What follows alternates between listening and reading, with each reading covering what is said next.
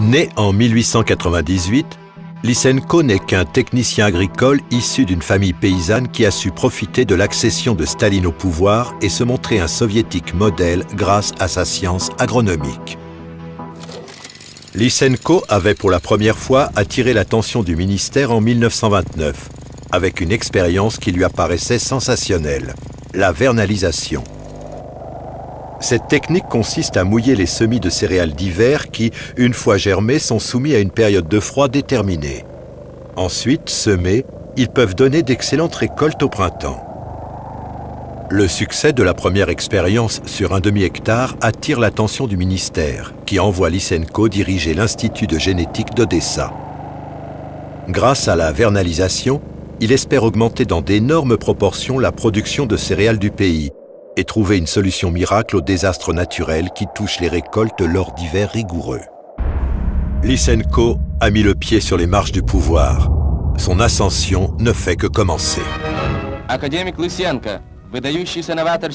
En attaquant systématiquement les théories scientifiques établies et la génétique classique, cette science capitaliste et bourgeoise qui l'oppose à la biologie prolétarienne, Lysenko va accéder à tous les honneurs. Héros de l'URSS, il devient le génie du sol.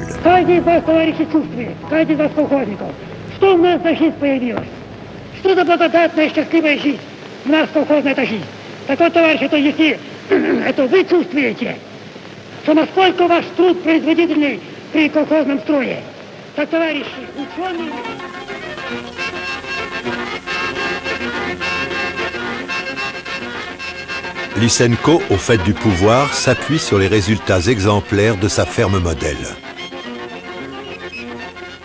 Dans cette ferme, près de Moscou, on trouve par exemple des troupeaux de vaches particulièrement grasses et des arbres qui poussent dans une terre nue.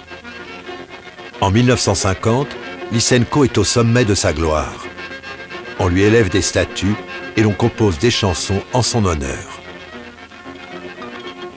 У него было такое выражение, что Lysenko finest biologist, but this idea is very, very fantastic.